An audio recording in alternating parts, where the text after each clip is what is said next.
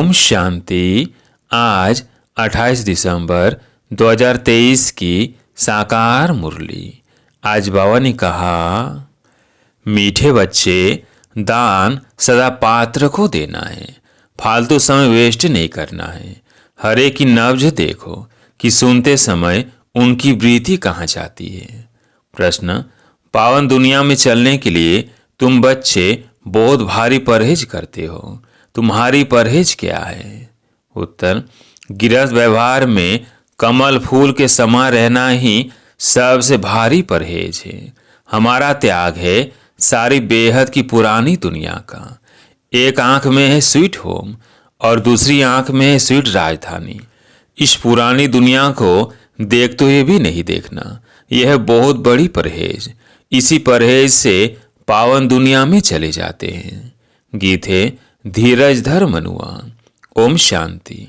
गीत सुनने से ही बच्चों को खुशी का पारा चढ़ जाना चाहिए, क्योंकि दुनिया में दुख तो है ही। मनुष्य मात्र है ही नास्तिक, अर्थात बाप को नहीं जानते। अब तुम नास्तिक से आस्तिक बन रहे हो। तुम बच्चे अब जानते हो कि हमारे सुख के दिन आ रहे हैं। कहीं भी तुम जाते हो तो पहले पहले तुम अपना परिचय दो। हम अपने को ब्रह्मा कुमार कुमारी क्यों कहलाते हैं? ब्रह्मा है प्रजापिता, शिव का बच्चा। ऊंच तूच उस निराकार को कहा जाता है। ब्रह्मा विष्णु शंकर तो उनके बच्चे हैं।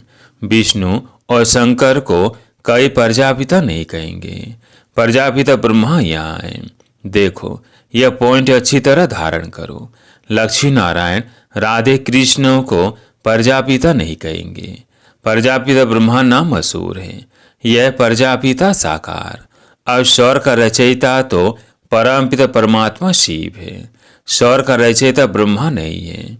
निराकार परमात्मा ही आकर प्रजापिता ब्रह्मा द्वारा स्वर्ग रचते हैं। हम उनके बच्चे कितने ढेर हैं। आत्माएं तो है ही परमपिता शिव की संतान। समझाने का बड़ा अच्छा तरीका चाहिए। बोलो, हमको राजयोग सिखलाते हैं। ब्रह्मा द्वारा सृष्टि के आदि मध्य अंत का राज समझाते हैं, तो पहले ये ब्रह्मा सुन लेते हैं। जगत अम्बा भी सुन लेती है। हम हैं बी के। गाया भी जाता है, कन्या हुआ जो एक ही स्कूल का उद्धार करे, एक ही जन्म का सुख दे। हम परम पिता परमात्मा से एक ही जन्म सतयुग त्रेता में सुख पाने लिए वर्षा लेते हैं। बरोबर सतयुग त्रेता में भारत सदा सुखी था, पवित्रता भी थी। तो हमारा बाबा है और यह है दादा।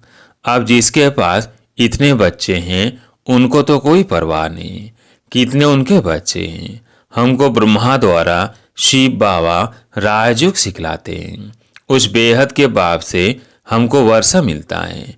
सारी दुनिया पतित है, उनको पावन करने वाला एक बाप है।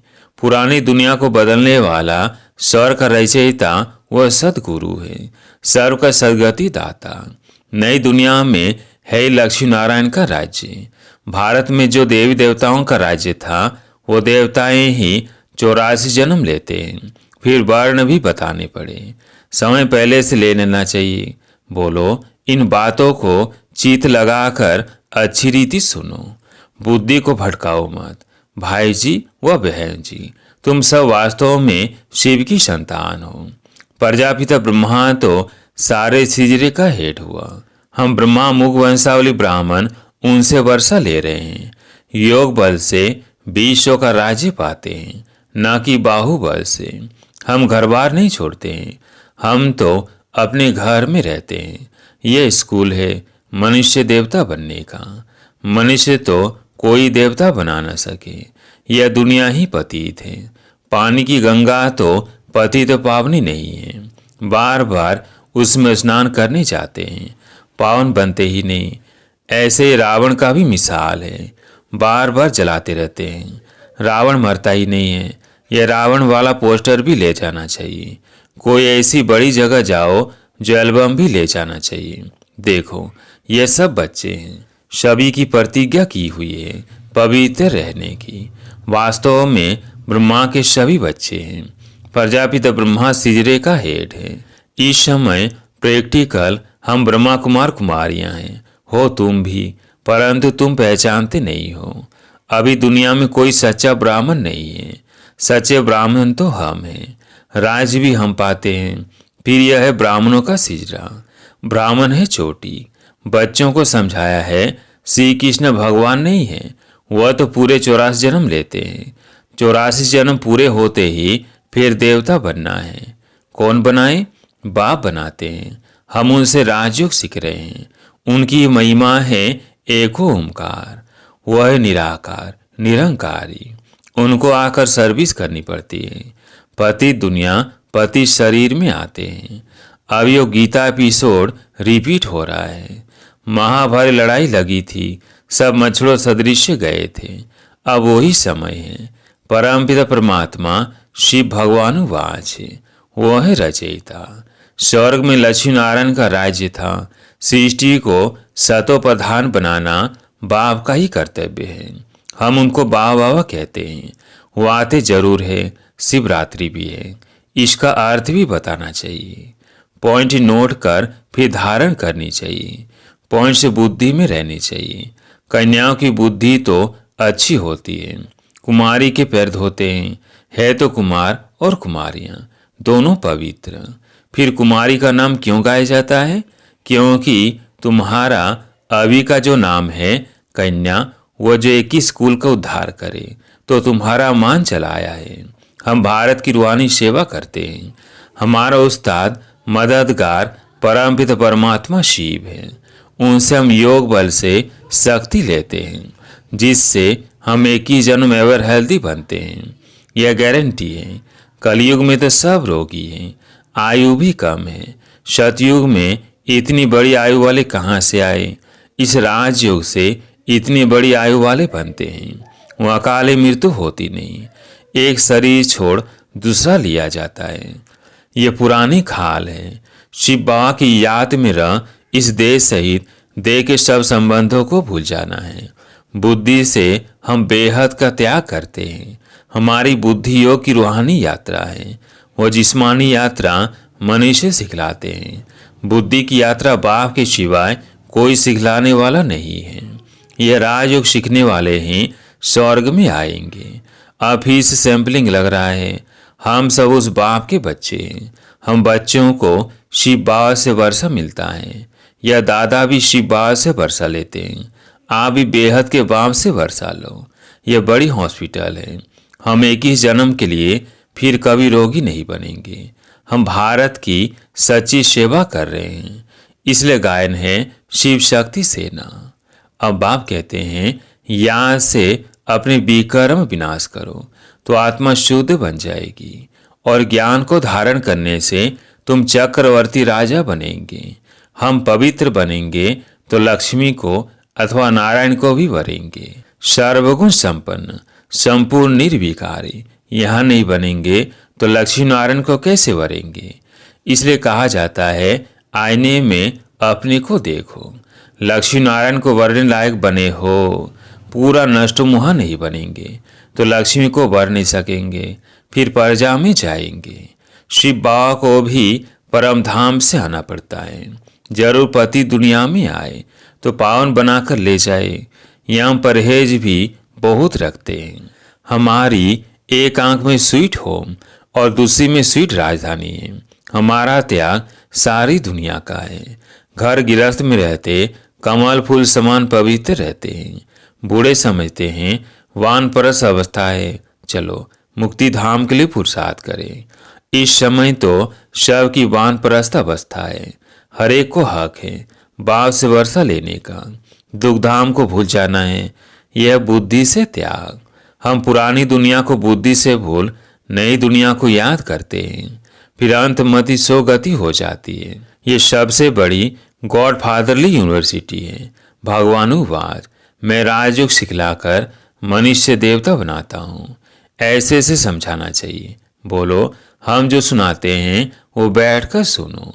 बीच में प्रश्न पूछने से वो परवाह टूट पड़ता है। हम आपको सारे सृष्टि चक्र का राज बतलाते हैं। शिव बाबा का ड्रामा में क्या पाठ है, लक्ष्मी नारायण कौन है, हम सब की जीवन कहानी बताएंगे। हर एक की नब्ज देखनी चाहिए, उस समय की वृत्ति देखनी चाहिए।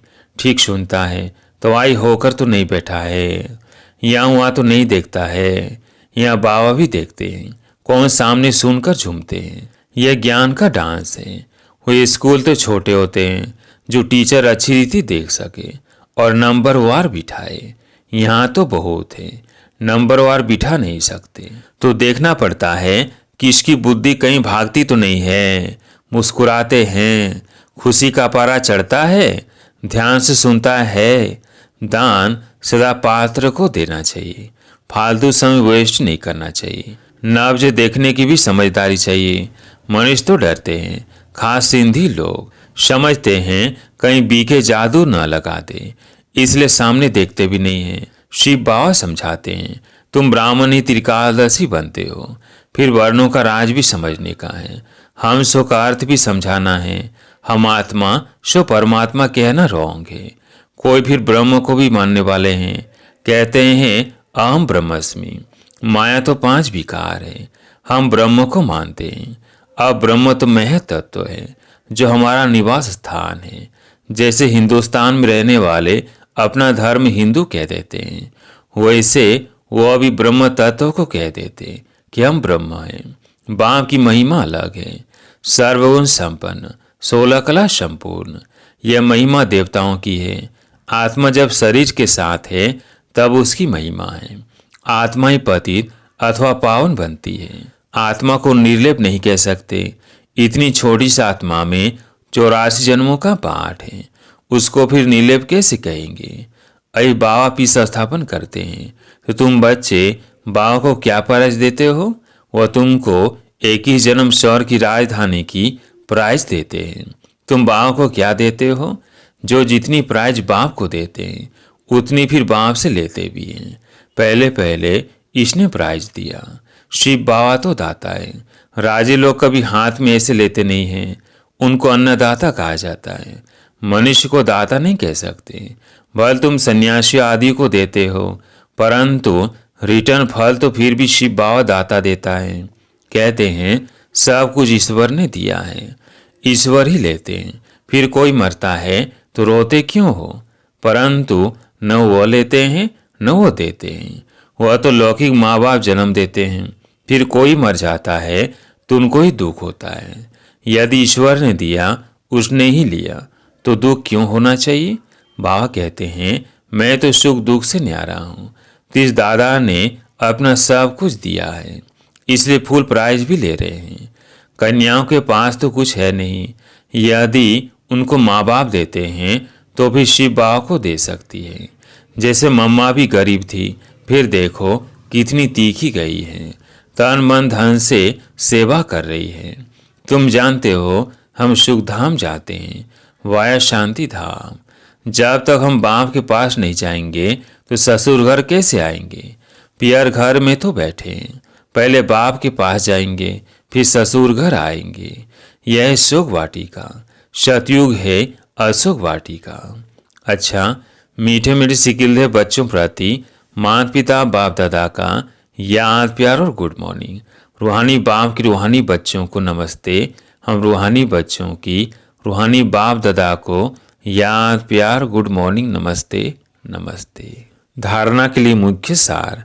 पहला पॉइंट है, इस वानप्रस्थ अवस्था में स्वीट होम और स्वीट राजधानी को याद करने के सिवाय बुद्धि से सब कुछ भूल जाना है, पूरा नष्टो मुहा बनना है। दूसरा पॉइंट है, बुद्धि योग से बेहद का त्याग कर रूहानी यात्रा करनी है। श्रीमत पर पवित्र बन भारत की सच्ची सेवा करनी है। आज प्यारे मीठे बाबा का वरदान, श्रेष्ठ कर्म रूपी डाली में लटकने के बजाय उड़ती पंछी बनने वाले हीरो पारधारी भव। श्रेष्ठ कर्म रूपी डाली में लटकने के बजाय उड़ती पंछी बनने वाले हीरो पारधारी भव। संगम युग पर जो श्रेष्ठ कर्म करते हो, ये श्रेष्ठ कर्म हीरे की डाली है। संगम युग का कैसा भी श्रेष्ठ कर्म हो, लेकिन श्रेष्ठ कर्म के बंधन में भी फंसना अथवा हद की कामना रखना, ये सोने की जंजीर है। इस सोने की जंजीर अथवा हीरे की डाली में भी लटकना नहीं है, क्योंकि बंधन तो बंधन है। इसलिए बाप दादा सभी उड़ते पंछियों को स्मृति दिलाते हैं कि शरबंधनों अर्थात हदों को पार कर हीरो पारधारी बनो। स्लोगन: अंदर की स्थिति का दर्पण चेहरा है, चेहरा कभी खुश्क न हो, खुशी का हो। अंदर की स्थिति का दर्पण चेहरा है, चेहरा कभी खुश्क न हो, खुशी का हो। अच्छा, ओम शांति।